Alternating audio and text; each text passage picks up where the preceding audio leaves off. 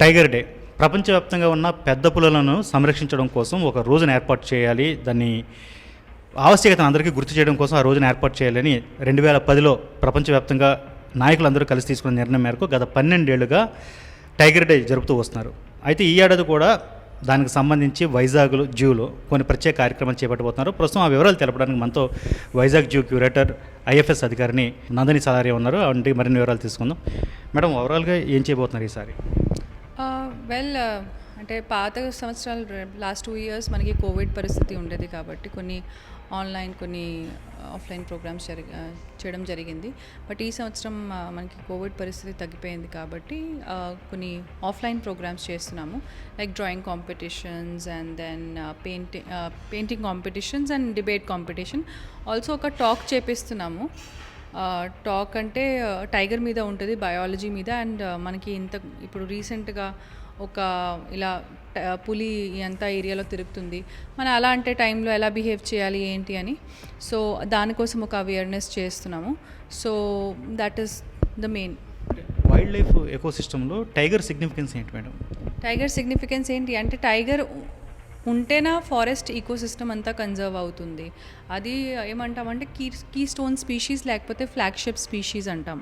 ఒక ఈకోసిస్టంలో ఒక స్పీషీస్ పోయిందనుకోండి, అయితే మనకి మొత్తం సిస్టమ్ డిస్టర్బ్ అయిపోతుంది. ఆ ఇంపార్టెన్స్ టైగర్కి ఉంటుంది. అది చాప్టర్ ఇవ్వాలంటే, దీని మీద లెసన్ ఇవ్వాలంటే చాలా టైం పడుతుంది. బట్ ఒక చిన్న దాంట్లో చెప్పాలంటే టైగర్ లేదనుకోండి ఒక ఈకోసిస్టంలో, ఎక్కడైతే అది ముందు ఉండేది ఇప్పుడు లేదనుకోండి, అప్పుడు ఏమవుతుంది అంటే డియర్స్ పెరిగిపోతాయి, డియర్ పాపులేషన్. ఎందుకంటే డియర్కి తినేవాళ్ళు ఎవరు లేరు. సో డియర్ పెరిగిపోతాయి అంటే మనకి గడ్డి అంతా తినేస్తుంది, ప్లాంట్స్, ట్రీస్ అనేది. సో ఒక సిస్టమ్ మనకి ఫుడ్ చైన్ ఉంటుంది, ఫుడ్ వెబ్. సో ప్రతి ఒక్క స్పీషీస్కి ఒక ఇంపార్టెంట్ రోల్ ఉంటుంది. సో ఇదంతా ఈవెన్ రివర్స్ రావడం, హిమాలయాస్లో వర్షం రావడం, ప్లస్ ఆ మౌంటైన్స్ నుంచి స్నో నుంచి ఆ రివర్స్కి రావడం కూడా ఇదంతా టైగర్తో లింక్ అయి ఉంది. So it's all a very complex web అనమాట. సో అందుకే మనం టైగర్ని ఫ్లాగ్షిప్ స్పీషీస్ అంటాము ఒక ఈకోసిస్టమ్ గురించి. అండ్ అందుకనే it is very very important to conserve to the tiger. Population ఎలా ఉంది మేడం టైగర్స్ది ఇండియాలో? అరౌండ్ 3000 టైగర్స్ ఉన్నాయి మనకి కంట్రీలో. అది ఎన్టీసీఏ నంబర్స్ అండి. అండ్ ఇవి అంటే మనకి కెమెరా ట్రాప్స్లో కనిపించే నంబర్స్ అనమాట టైగర్స్కి. సో దీంతో ఎక్కువ ఉండొచ్చు. జనరల్గా పగ్ మార్క్స్ని బట్టి అవి ఎన్ని ఉన్నాయనేది లెక్కేస్తారు కదా కెమెరా ట్రాప్స్ బట్టి. ఆ పగ్ మార్క్ అనేది it is one of the indirect evidence. అంటే డైరెక్ట్ ఎవిడెన్స్ అనమాట కెమెరా ట్రాప్ పిక్చర్స్. సో ప్రతి ఒక్క టైగర్కి ఒక యూనిక్ స్ట్రైపింగ్ ప్యాటర్న్ ఉంటుంది.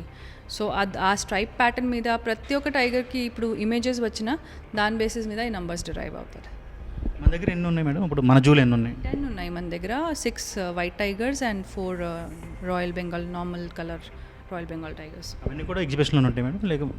అంటే ఇప్పుడు మనకి ఆర్బిటీ మోట్ వాల్ ఆల్రెడీ పడిపోయింది లాస్ట్ సైక్లోన్లో. అది రిపేర్లో ఉంది కాబట్టి ఆ వాల్ వర్క్ ఆల్మోస్ట్ కంప్లీట్ అయిపోతుంది. ఒకటి అంటే మనకి వైట్ టైగర్స్ అండ్ దాంట్లో ఒకటి normal colour royal Bengal tiger, అవి డిస్ప్లేలో ఉన్నాయి. కొన్ని అంటే మనకి ఇక్కడ ప్లేస్ లేదు కాబట్టి బయట ఓపెన్ చేయాలి. ఆ డేక్ రాల్లో ఆ వాల్ పడిపోయింది, సేఫ్ కాదు. సో అక్కడ మనం ఏఆర్సీలో యానిమల్స్ అక్కడ షిఫ్ట్ చేసాం. సో 4 యానిమల్స్ ఆర్ దేర్, మిగతా అన్ని ఇక్కడ ఉన్నాయి. ఇన్ జనరల్ వైట్ టైగర్స్ని కూడా రాయల్ బెంగాల్ టైగర్స్లోనే కన్సిడర్ చేయాలి లేక అవి కంప్లీట్గా separate? It is same only ఏంటంటే ఇవి జెనెటిక్ దాంట్లో రిసెసివ్ జీన్ డామినేట్ అవుతుంది కాబట్టి అవి వైట్గా ప్రొడ్యూస్ అవుతుంది. So royal Bengal tiger is royal Bengal tiger only. అది కలర్ ఏదైనా సరే just. In general tiger adoption programme ఏదో మీరు పెట్టారు కదా, దాని డీటెయిల్స్ ఏంటి మేడం? అంటే టైగర్ని దత్తత తీసుకోవచ్చా వైజాగ్ జూలో? టైగర్ని దత్తత తీసుకోవచ్చు అండ్ చాలామంది తీసుకున్నారు కూడా. అది అంటే అందరికీ ఓపెన్గా ఉంది అది. టైగర్ ఇప్పుడు 29 జూలై వరల్డ్ టైగర్ డే కాబట్టి అది మంచి ఆపర్చునిటీ జనాలకి టైగర్ని అడాప్ట్ చేసుకోవడానికి. మన దగ్గర ఒక యంగ్ టైగరస్ ఉంది, దుర్గా అని చెప్పి.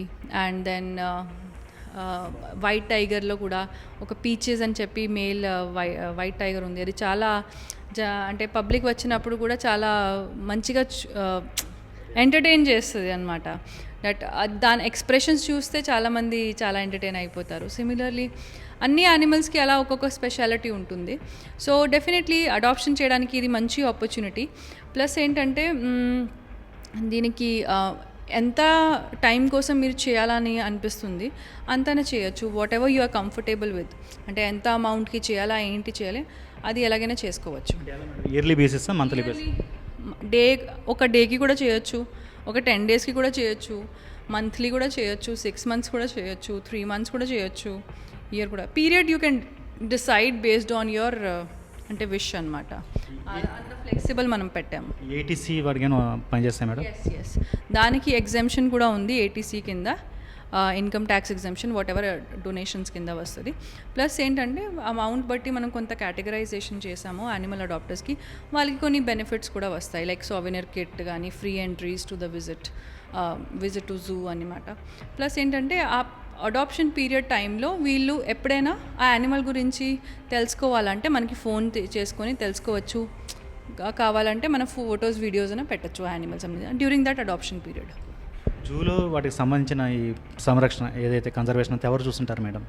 అంటే జూ ఎంటైర్ అడ్మినిస్ట్రేషనే దాని కన్జర్వేషన్. ఒక్కొక్క టైగర్కి ఒక్కొక్క పర్సన్ ఉంటారా, లేకపోతే? ఒక్కొక్క టైగర్కి ఒక పర్సన్ ఉండడం కాదు, ఒక్కొక్క ఎన్క్లోజర్కి ఒక పర్సన్ ఉంటారు. డే టైంలో ఒకరు చూస్తారు, మళ్ళీ సాయంత్రం నుంచి వేరే వాళ్ళు అంటే సెక్యూరిటీ కానీ వాళ్ళు చూసుకుంటారు. అండ్ డెఫినెట్లీ ఆ డాక్టర్స్ ఉంటారు, టీం మొత్తం ఉంటుంది. సో జనరల్గా ఏంటంటే 2 కీపర్స్ ఉంటారు, సో వాళ్ళు చూసుకుంటారు ఆల్టర్నేట్ బేసిస్ మీద. అండ్ ఆఫ్ కోర్స్ డాక్టర్స్ ఉంటారు, మన సెక్షన్ ఆఫీసర్ స్టాఫ్ ఉంటారు, రేంజ్ ఆఫీసర్, నేను, మన అందరూ ఒక టీం లాగే ఉన్నాం ఇక్కడ. వైల్డ్ టైగర్కి మన జూలో ఉండే టైగర్కి తేడా ఏముంటుంది? మేజర్ డిఫరెన్స్ ఏముంటుంది దాని బిహేవియర్లో? అంటే బిహేవియర్ బేసికల్గా ఇవి ఇప్పుడు జూలో పుట్టినవి యానిమల్స్ అనమాట. మాట్లాడితే they are used to human presence, but లోపల ఆ వైల్డ్ టైగర్ అయితే వైల్డే, it is wild animal only. దానికి తేడా ఏంటి అనేది నేనైతే చెప్పలేను. బట్ ఓన్లీ ఏంటంటే ఒకటి, దట్ ద జూలో పుట్టినవి యానిమల్స్ కొద్దిగా హ్యూమన్స్కి యూస్ టు ఉంటాయి. వైల్డ్లో ఉన్నవి యానిమల్స్ డెఫినెట్లీ హ్యూమన్ ప్రెజెన్స్ని అవాయిడ్ చేస్తాయి. So that is the main difference I can tell. Even ఇవి కూడా ప్రశాంతంగా ఉండడానికి హ్యూమన్ ప్రెజెన్స్ని డిస్టర్బెన్స్ లాగే చూస్తుంది. బట్ ఏంటంటే ఉన్నది కాబట్టి ఇప్పుడు జూలో ఉన్నాయి యానిమల్స్, వాళ్ళకి అలవాటు అయిపోయి ఉంటుంది. సో అంత డిస్టర్బెన్స్ వాళ్ళకి అనిపించదు. ఇప్పుడు జనరల్గా ఇక్కడ పుట్టినవి మాత్రమే జూలో అడాప్ట్ చేస్తారు, అంటే పెంచుతూ ఉంటారా మేడం? లేకపోతే ఎక్కడ వైల్డ్లో దొరికితే దాన్ని కూడా తెచ్చి జూలో పెట్టొచ్చా? అలా ఏం లేదు అండి. ఇప్పుడు జూలో ఉన్నవి యానిమల్స్ 2 రకాలుగా ఉంటాయి. సో జూలో ఉన్నవి యానిమల్స్ ఏంటంటే మనకి ఒకటి రెస్క్యూడ్ యానిమల్స్ ఉంటాయి, సెకండ్ ఏంటంటే క్యాప్టివ్ యానిమల్స్. ఇప్పుడు captive Born animals. So first ఏంటంటే రెస్క్యూడ్. ఇప్పుడు ఏదైనా హ్యూమన్ వైల్డ్ లైఫ్ కాన్ఫ్లిక్ట్ జరిగిందా, అప్పుడు అలాంటి సిచ్యువేషన్లో మనం జనరల్గా ఏం చేస్తామంటే బెస్ట్ థింగ్ ఈజ్ టు ఆ యానిమల్ని అక్కడ నుంచి రెస్క్యూ చూసుకొని అక్కడే ఫీల్డ్లో ట్రీట్మెంట్ గురించి కానీ దాని హెల్త్ కండిషన్ చూసుకొని అక్కడే మంచి రిజర్వ్ ఫారెస్ట్లో కానీ ఎక్కడైనా సూటబుల్ ఏరియాలో రిలీజ్ చేసుకోవడం. ఒకవేళ ఏదైనా ఇంజరీ ఉందా, లేకపోతే దాన్ని ఏదైనా తేడా ఉందా, అప్పుడు మనం జూకి తీసుకురావాల్సింది వస్తుంది. అప్పుడు ఇక్కడ డిసైడ్ అవుతుంది based on the situation of the animal that whether it is fit to be released in the wild or not. అలా అంటే not fit to be unfit to be release in the wild అనమాట. అలాంటి యానిమల్స్కి మనం జూలో కొన్ని నాలు ఉంచాల్సింది వస్తుంది treatment కోసం కానీ ఏదైనా. అప్పుడు బేస్డ్ ఆన్ ద సిచ్యువేషన్ పర్మనెంట్గా వెదర్ జూలో ఉంచాలా లేదా అనేది అది మినిస్ట్రీ ద్వారా మనం పర్మిషన్ తీసుకుంటాము. Chief wild life warden state దగ్గర నుంచి మనం పర్మిషన్ తీసుకుంటాము. దానికి మొత్తం ప్రాసెస్ ఉంటుంది. సో జూలో యానిమల్ రావాలంటే there is a whole lot of detail process. ఇప్పుడు ఇది ఫస్ట్ కేటగిరీ రెస్క్యూడ్ యానిమల్ ఇలా వస్తుంది. ఇప్పుడు అన్ఫిట్ అయింది అనుకోండి to be released in wild, అది అప్పుడు జూలో ఉంచాల్సింది అవసరం పడుతుంది. ఇప్పుడు ఇవే యానిమల్స్ ఆల్రెడీ ఉన్న యానిమల్స్తో బ్రీడ్ అయిపోయి కొన్ని దానికి పిల్లలు పుడతాయి కదా, అవి క్యాప్టివ్ బార్న్ ఉంటాయి.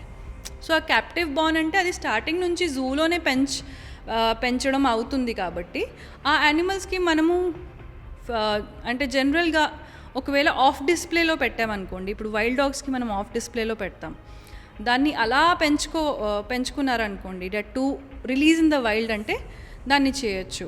బట్ ఇవి క్యాప్టివ్ బాండ్ జనరల్గా ఏంటంటే హ్యూమన్ ప్రెజెన్స్కి అలవాటు అయిపోయి ఉంటాయి కాబట్టి దాన్ని మనం జనరల్గా జూలోనే ఉంచుతాం. మన దగ్గర ఉన్నవన్నీ కూడా క్యాప్టివ్ బోర్న్ యానిమల్స్ మేడం, ఇక్కడే పుట్టాయి అవన్నీ. మోస్ట్లీ కొన్ని రెస్క్యూడ్ ఉన్నాయి. ఇప్పుడు లెపర్డ్ ఉంది, leopard Harsha, that is rescued from MVB colony. అక్కడ స్ట్రే అయింది అప్పుడు యానిమల్, దాని సిచ్యువేషన్ అలా కాన్ఫ్లిక్ట్ సిచ్యువేషన్ వచ్చేసింది. అప్పుడు దాన్ని రెస్క్యూ చేసుకొని ఏదో ఇంజరీ అయినట్టే అలా, అంటే అంత హిస్టరీ అలా జరిగింది. టైగర్స్ డిఫరెంట్ ప్లేసెస్ నుంచి అండి. ఇప్పుడు మన దగ్గర టైగర్స్ దుర్గా నేను ఇందాక అన్నాను, అది మనకి బిలాస్పూర్ జూ నుంచి తెచ్చాం మనం. సో అక్కడ కూడా మళ్ళీ అలా రెస్క్యూ చేసి తీసుకొచ్చి ఉంటారు. ఇప్పుడు నాకు so that is one thing. Then 2 male tigers ఉన్నాయి మన దగ్గర, అక్షయ్ అండ్ మంజునాథ్.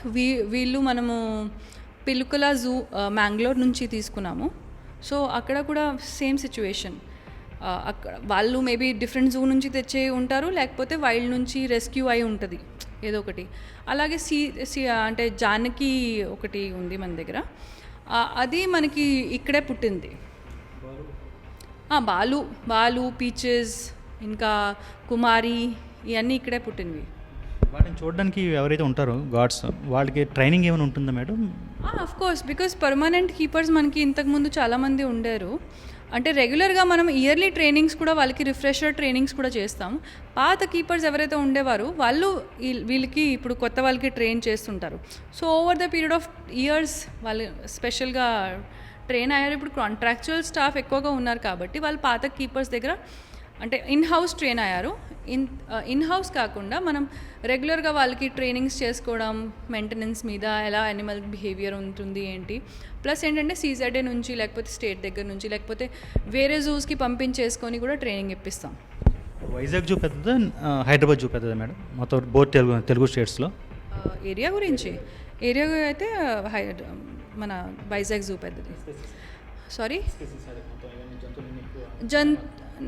ఏరియా గురించి నేను చెప్తున్నాను. ఏరియా అయితే మనది పెద్దది. హైదరాబాద్లో నాకు తెలుసు ఎక్కువ ఉన్నాయి యానిమల్స్. బాగా సైక్లోన్ ఎఫెక్టెడ్ ఏరియా కదా, పెద్ద తుఫాన్లు వచ్చినప్పుడు ఈ కేజెస్ పడిపోవడం ఇలాంటివి ఏమైనా జరుగుతుంటాయి. అలాంటప్పుడు టైగర్స్ని ఎలా రెస్క్యూ చేస్తుంటారు? అలాంటి థ్యాంక్ఫుల్లీ సో ఫార్ మనకి స్ట్రక్చర్స్ చాలా స్ట్రాంగ్గా ఉంటాయి, కేజెస్ కానీ ఏదైనా. సో అలాంటి పరిస్థితులు రావలేదు. అండ్ డిజాస్టర్ అలాంటి సిచ్యువేషన్స్ జరిగేటప్పుడు కూడా మన దగ్గర ఒక ప్లాన్ ఉంటుంది, అంటే అలాంటి పరిస్థితుల్లో ఏం చేయాలా. So there is a series of steps అప్పుడు ఏం చేయాలనేది. సో ఫార్ థ్యాంక్ఫుల్లీ సైక్లోన్స్ వస్తుంటాయి. అఫ్ కోర్స్ మనకి ఏంటంటే మెయిన్ లాస్ అనేది మనకి ట్రీస్ పడిపోవడం, వాల్లో పడిపోవడం, ఎందుకంటే ఈ వాల్ చాలా పాతది ఉంది. సో అది పడిపోవడం, లేకపోతే ఇంకా ఎక్కడైనా ట్రీస్ పడిపోవడం వల్ల ఇంకా స్ట్రక్చర్స్ కొద్దిగా డ్యామేజ్ అవ్వడం, అది మెయిన్ జరిగింది ఇప్పుడు వరకు. సో మేబీ హుద్ టైంలో అప్పుడు ఎక్కువ డ్యామేజ్ అయింది కాబట్టి నేనైతే పర్సనల్గా చూడలేదు, కానీ వినేది లేకపోతే రిపోర్ట్స్లో చూసింది చాలా డ్యామేజెస్ అయ్యి అప్పుడు కొన్ని బర్డ్స్ కూడా ఫ్లై అయిపోయి, యానిమల్స్ కూడా అలా వెళ్ళిపోయి. సో అలాంటి పరిస్థితుల్లో కూడా ఒక రెస్క్యూ అనేది ఒక ప్లాన్ ఉంటుంది, సిరీస్ ఆఫ్ స్టెప్స్, టీమ్ ఉంటుంది స్పెషల్గా, ఎవరు ఎలా రెస్పాండ్ చేయాలి, ఎలా డ్రిల్ చేయాలి, సో అలాంటిది ఉంటుంది. కోవిడ్ టైంలో 2 years ఏమీ అంటే గెస్ట్స్ ఏమైనా రానివ్వలేదు కదా, మనం విజిటర్స్ కూడా ఎవరో రానివ్వలేదు. ఆ టైంలో మన ఫండింగ్ ఎలా ఉంది మేడం? ఇప్పుడు దాన్ని కోలుకున్నాం మళ్ళీ మనం పూర్తి స్థాయిలో.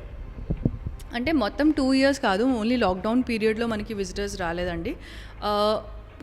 మిగతా పీరియడ్ ఎప్పుడైతే మనం ఓపెన్ చేసామో we have tried to cover up for whatever loss we have incurred. But funding అనేది డయట్ కొద్దిగా మనకి తగ్గింది ఇంతకు ముందు నుంచి, but we are sustaining with that. We are receiving some help from the state government. Plus maintenance of enclosures కోసం కూడా మనకి ఆల్మోస్ట్ ఈ సంవత్సరం కూడా అరౌండ్ 50 lakhs వచ్చాయి. అండ్ ఫీడింగ్ కోసం కూడా కొంత బడ్జెట్ వచ్చింది, అరౌండ్ 75 to 80 lakhs. టైగర్స్ అంటే ఒక డేంజరస్ యానిమల్, క్రూయల్ యానిమల్ అనే ఫీలింగ్ కామన్ మ్యాన్లో చిన్నపిల్లల్లో ఉంటుంది కదా, వాళ్ళకి ఎలాంటి పర్సెప్షన్ మార్చడానికి ఎలాంటి టాక్టిక్స్ తీసుకుంటున్నారు on the occasion of tigers day? So tiger is a charismatic species, not a dangerous animal at all. First of all అంటే నేనైతే ఎక్కడ ఎవరికి అలా మాట్లాడుతూ చూడలేదు. టైగర్ చూస్తే చాలా అలాగే అంటే మెస్మరైజ్డ్గా అనిపిస్తుంది, not that it is a danger. Of course మనం జూలో చూసిన యానిమల్ డిఫరెంట్ ఉంటుంది, వైల్డ్లో ఉండేది యానిమల్ డిఫరెంట్ ఉంటుంది. బట్ ఏంటంటే ఇప్పుడు మన జూ తరఫు నుంచి అయితే what we can best do is conservation education అనేది మనం రెగ్యులర్గా చేసుకుంటాము. దాని గురించి యానిమల్ ఇప్పుడు అందుకే యానిమల్ బిహేవియర్ గురించి, టైగర్ బిహేవియర్ గురించి మనం స్పెషల్గా చెప్తున్నాము ఆ రోజు టైగర్ డే రోజు. ప్లస్ పిల్లల కోసం స్పెషల్గా, బికాస్ ఇప్పుడు మన అడల్ట్స్కి అన్నీ తెలుసు, ఓన్లీ దట్ వీఆర్ ఇగ్నోరెంట్. మనం ఇగ్నోరెన్స్లో ఉంటాం కాబట్టి మనకి తెలియదు అనుకోండి. బట్ పిల్లలకి మనం స్టార్టింగ్ నుంచి చిన్న ఉన్నటప్పటి నుంచి సెన్సిటైజ్ చేయాలి. అండ్ వాటి కోసం మనం ఎక్కువ ప్రోగ్రామ్స్ పెట్టుకుంటాము. అందుకే డిబేట్ కాంపిటీషన్ పెట్టాం, దాన్ని కూడా టైగర్ ఎందుకు ఫ్లాగ్షిప్ స్పీషీస్ అని అదే టాపిక్ పెట్టాం. సో సిమిలర్గా పెయింటింగ్ కాంపిటీషన్ కూడా ఉంది. అండ్ అఫ్ కోర్స్ ఒక స్పెషల్ టాక్ అరేంజ్ చేస్తున్నాము where we will be talking about behaviour, biology of tiger. Also ఇలాంటి కాన్ఫ్లిక్ట్ సిచ్యువేషన్స్లో ఇప్పుడు టైగర్ తిరుగుతుంది చుట్టుపక్కల డిస్ట్రిక్ట్స్లో, అలాంటి సిచ్యువేషన్లో మనం ఎలా రియాక్ట్ చేయాలి, పబ్లిక్కి ఏం రోల్ ఉంటుంది, మీడియాకి ఏం రోల్ ఉంటుంది. సో అలాంటి సిచ్యువేషన్స్లో మనం అలా అవగాహన క్రియేట్ చేయాలి జనాల్లో, ఎలా మన బిహేవియర్ ఉండాలనేది, సో దట్ టైగర్ కూడా సేఫ్గా ఉంటుంది, హ్యూమన్స్ కూడా సేఫ్గా ఉంటారని ఆ ఉద్దేశం మీద మనం చేస్తున్నాం. మెసేజ్ ఏంటి మేడం, టైగర్స్ డే గురించి మీరు ఏం చెప్పాలనుకుంటున్నారు సొసైటీకి? So tiger is a flagship species, and as I said, it is a charismatic species. Tiger ఉండడం మన కంట్రీలో it is a pride for us. So we all should be proud of having tigers in our country, and we all should be responsible for making the conservation of tigers successful in our country.